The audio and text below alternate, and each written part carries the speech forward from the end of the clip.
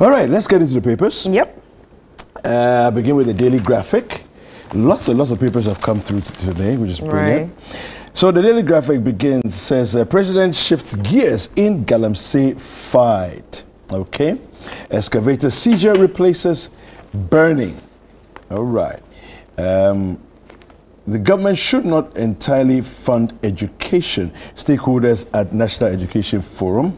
We have the Junior Graphic National Essay Competition launched. This is the 2025 version. Decade of irregularities in public institutions. 99.57 billion Ghana cedis lost to state. Oh my goodness. Yeah, so those are some of the headlines. Government won't sell ECG. That's the Minister of Energy and Green Transition speaking there. And GIS intercepts cocoa beans concealed in gallons at Ave-Havi border. Right. Wow. Look at that. There's hundreds of gallons there. And the cocoa beans are packed inside. My goodness. Yeah. This is crazy. Anyway, so that's what the Daily Graphic is saying. All right, on the Ghanaian Times, we have funding educational infrastructure. We must not rely solely on GetFund, and that's by the administrator.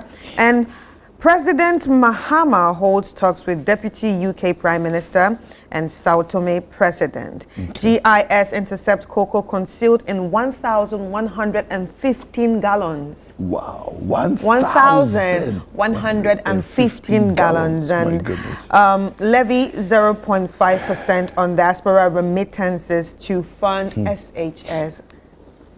There must be a lot of money to be made if they're willing to go that length. Yeah, we'll take a look at it later on and see how they're going to go about it. All right, the Chronicle. Acting VRA boss rallies staff for national development. Upholds discipline and teamwork. New GPHA DG tells staff. The rise and fall of Ato Asians Bank, the impact of two governments. And Akrokeri Queen Mother honored for protecting water bodies and ecosystem. Wow.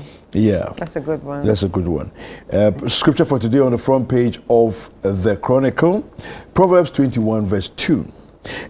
Every way of a man is right in his own eyes, but the Lord pondereth the hearts. That's the scripture for today. Sure. All right, and we have the daily guide here. NIB targets NPP bigwigs, arrest Ameyaw-Akumfi and invites Abronye. NEIP sacks staff. Kwabena Japan loses mom. SML sues Manasseh for defamation, and Pram Shai resolve boundary dispute. Soldier killed, 6 others injured in armored car accident. The story says that they were driving at top speed. Right. And, you know, sometimes we just say it, and we say it again and again and again, but people just don't believe it. It's like, I've done it before, nothing happened to me, therefore I can continue to misbehave and do the wrong things. Now people are dead. A lot of people are injured. It shouldn't happen. It shouldn't happen, you know. Anyway, the Herald. Defense Minister asked to probe military lands sold under Akufo-Addo. BHOBU, that is Bobu, 1995-year group, advocates for educational reforms at 30th anniversary launch. We have NIB to question MPP's Abronye over 550 million allegations against Mahama. And we have Minerals Commission boss in PR stunt to keep his job amid Galamsey crisis. And NIEP's fake employment status revealed. Angry ex-communication director defends new CEO.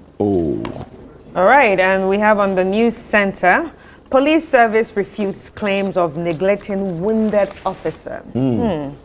ICUMS, missing documents, spark outcry for transport forum. And Obeng Kenzo, VRA boss, urges teamwork for greater output. And address unfair trade practices, taxation disparity in printing sector in 2025 budget. South Dai chiefs applaud Dr. Esiama's appointment as BOG governor. All right, so the new publisher says here, Ameyaw-Akumfi denies using 50 military convoy escort. Ooh, this is promises to be an interesting story, juicy story. 50 military convoy. Wow. Okay. He says that the story says he's denying it. We have here Ameyaw-Akumfi and Osonoba detained. Okay. And we also have fear-gripped former appointees who is next to be arrested. And we also have here state security being used to fight MPP. This is Nana B is the one speaking there. Yeah, so those are some of the headlines we have on the front page of the publisher. All right, now joining us to help us go through the papers as well this morning on this bright and beautiful, well, let me say rather cool and somber morning. But it's lovely because we've switched seasons. As a pure call has joined us on the set. I don't know why they decided that they are going to do twinning and they left me out. They left me out. I don't get it. What's this about? You didn't get the memo. It's female telepathy. Yeah. So you can go and come back again as one of us. Good morning. Hi, how are you? I'm well. I'm all right. How are you? I'm very good. I'm Wonderful. upbeat. Wonderful. Yeah. Wonderful. So there's a lot of news. There's a lot of things happening. The weekend was there's so many things happening. So much. Yeah. I think the year is now beginning. It's like really now starting. Now the game is on. Yeah, I think that's what we're experiencing. I think you should give us the rest of what we have. Okay, so we have here the Inquisitor, and the big one here, SML sues Manasseh, demands 21 million Ghana cedis in damages. And then there's a picture here of the Minister of Finance, Dr. Atuforsen, Cassiel Atuforsen. Ghana's economy in worse shape than anticipated, he's saying, according to the Inquisitor. And then here again, Napo speaks in Kenya tomorrow. President Mahama to deliver SONA on February 27, and we're gearing up for that. And then here on the front page of the Inquisitor as well, NPA boss affirms government commitment to ensure seamless implementation of CRM. So that's the Inquisitor. I think you should give us the Daily Democrat. The Daily Democrat. IGP boys in land disputes brutalities. And you can read more about that on pages 2, 3, 4, 9, and 11. Seems like a really long story of the Daily Democrat. Here as well, court demands proof of suspects' ages in gang rape case in Ninyeng. And remember there was this whole, gang rape issue that popped up.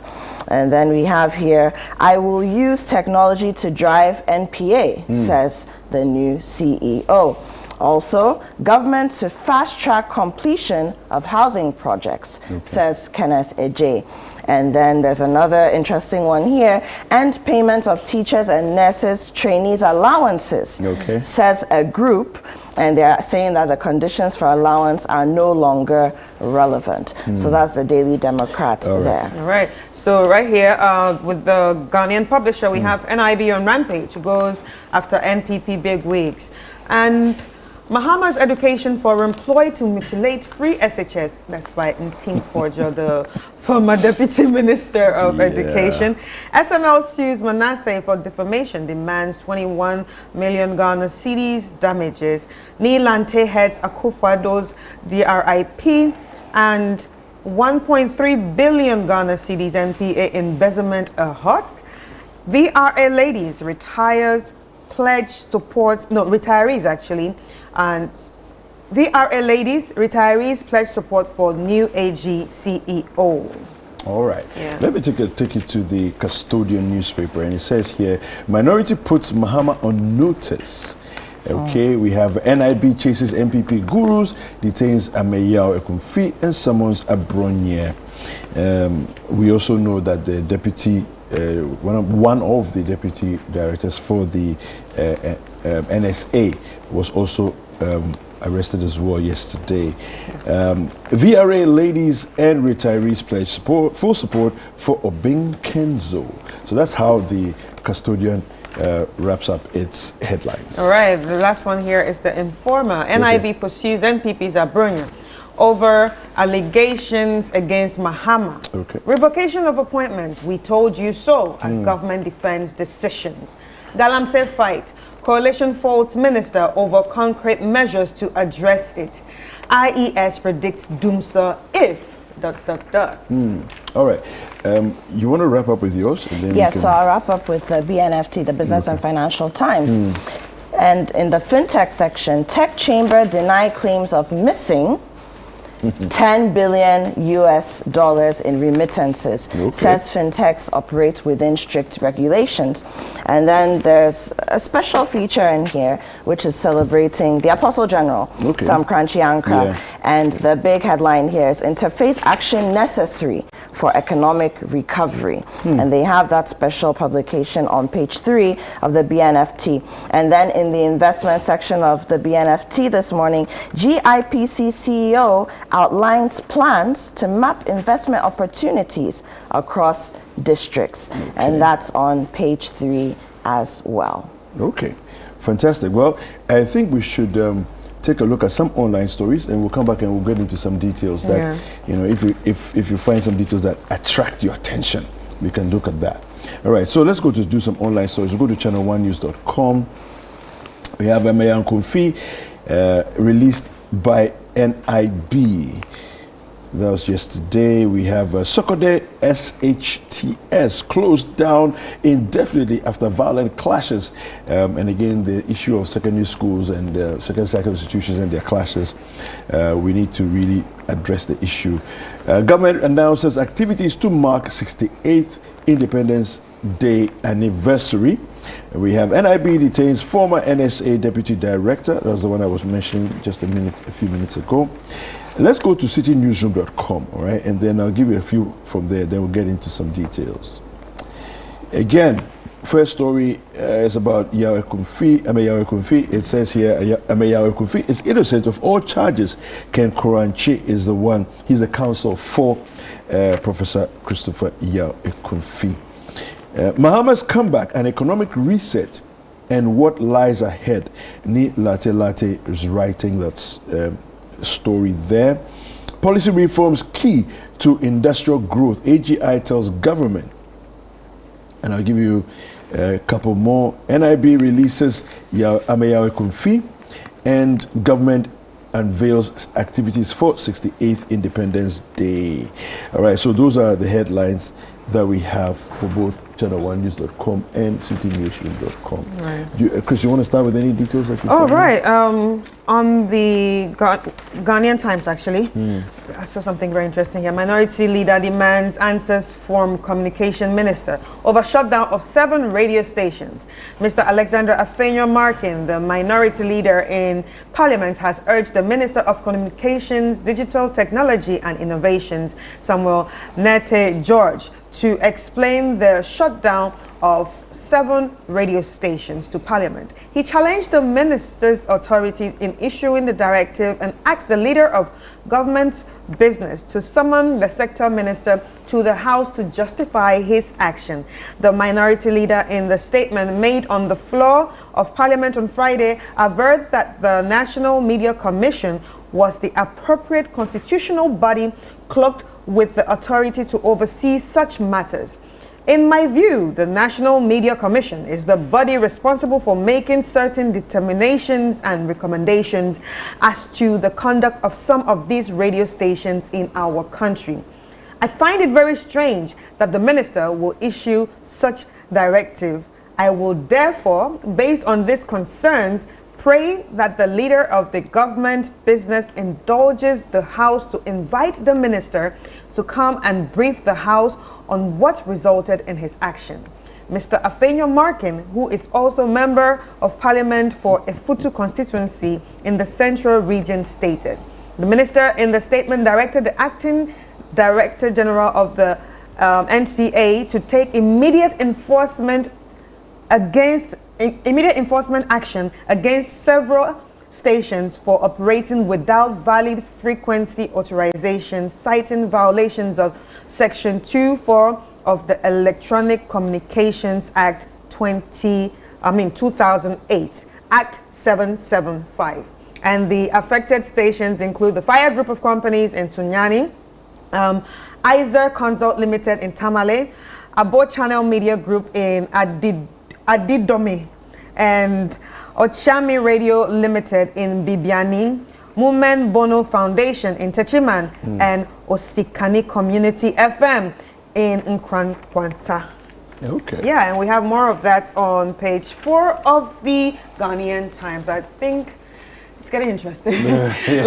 like who has the power right now to actually give out the directives? The National Media Commission, historically, we have never seen them really acting, in terms of shutting people down and all those kinds of things. It's rather been the NCA and then the ministry that has done that.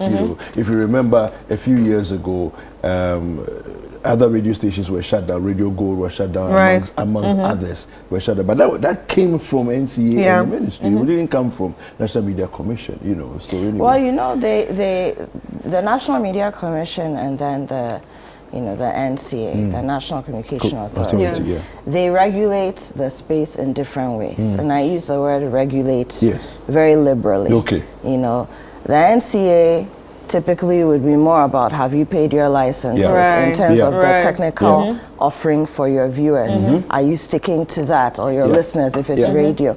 Are you ensuring that the standards are being kept? The National Media Commission, is supposed to monitor content. Precisely. So are you putting things on our airways that are eating away at the fabric of our values? Are you airing things at the wrong time, which would affect children or how families consume what they are engaging with through the media, So, and the National Media Commission, we've had our challenges with them. We've also, over time, spoken about the fact that they may not necessarily even have enough muscle to act in terms of what are we allowed to do, what are we allowed, what are we not allowed to do, that kind of thing. So it's not as black and white as that. True. But it should be black and white, don't you think so? I think they should go back to the table and say, this is what the NMC is supposed to do, and this is what the NCA is supposed to do. Parliament needs to, we need clarity. Exactly. And then we need to also empower. For me, I think it's about empowering the National Media Commission. Because you see, there's a mandate. But then the mandate to be executed in full needs certain powers. Do they have that? Yeah, so it's going back to the table and looking at what it is. Looking at, because the media market, the media terrain has changed. Totally. So much. And there's now the multiplicity. Far than I think we imagined there would be 30 years ago, with the advent of private media. So there's a lot happening. Things have changed. But has regulation changed or been effected to match the changes? And things change very rapidly. You go to bed, you wake up in the morning, something has changed in the media space. And now we also have the cyber digital space to also contend with when it comes to media. What, do you have something for us? So this story about, and you can find it on page 3 of the BNFT, even though it's on the front page as well.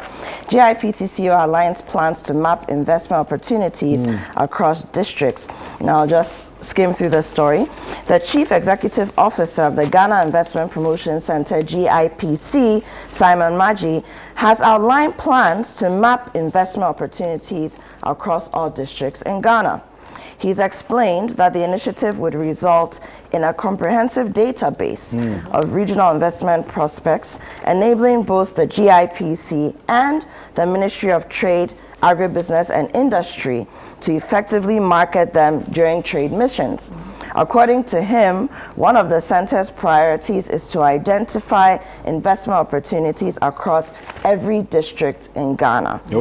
And this, he explained, would culminate in a detailed database on regional investment prospects, which the center and the ministry can leverage during trade missions to court investors. And I find this very interesting because a lot of the time when we talk about international investment, unfortunately, we are focusing on urban areas, and I don't know why. But we do have a terrible development deficit across the country, across our districts. And when you decentralize it like this and look at what is available, what needs to be done, what can be beefed up within the different districts, and I think we're coming closer to home. So I hope that this is something that we're going to implement. If we are going deep into the districts to pick people to even take to international trade shows, I think that's brilliant. And I hope that it's something that can actually come to fruition. It would work wonders for our economy, I believe. Wonderful.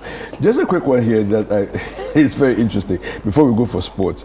On page 9 of the Ghanaian Times, it says levy 0.5% on diaspora remittances to fund free SHS.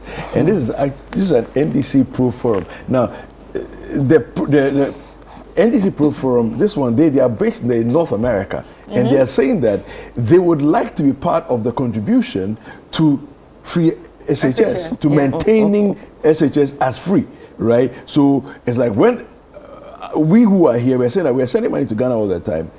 0.5% of that money could go to free SHS to support, which is kind of interesting. I think it's very interesting. It actually makes sense. I think it's very interesting, and it makes sense. It makes sense. It does. It makes sense. It does. You know, it does. Because we have billions of dollars worth of inflows yearly.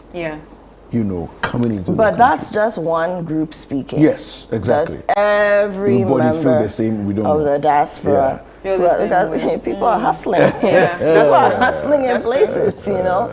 So does everybody feel that, you know, the money that I'm sending to my auntie? No, they want to support their government. You know, the money that I'm sending to my auntie, and you know, when I send it to her, she won't call me for money anyway in the next 3 months, and I can manage myself and my house.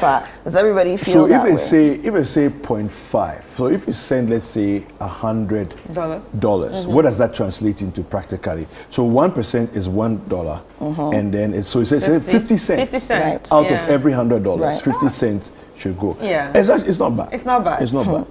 I'm telling you, people are hustling.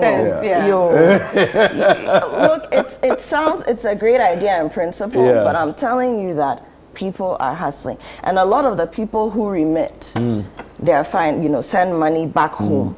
They are sending it to people who actually, that's 50 cents that you are means something to them. You don't know what that 50 cents will do for. After all, if you are buying, even if you are spending on 10, if you are spending 10 cedis on your breakfast, because now that is the reality. People are spending as much as 10 cedis on their breakfast. How much is 50 cents? In terms of CDs? Yes. 7 CDs. You get me? So that's almost your 10 CDs. It's not as simple as that. Seems. Because even if we are sending money, that money is too much for us. That 7 CDs is a bit too much sometimes when sending more. Absolutely. So it's an interesting idea. It's something that we can talk about more. But does everybody in the diaspora, everybody abroad feel like this is something that we should do? That's the conversation we need to have. Okay. Thank you very much. Thank you very much, Appy.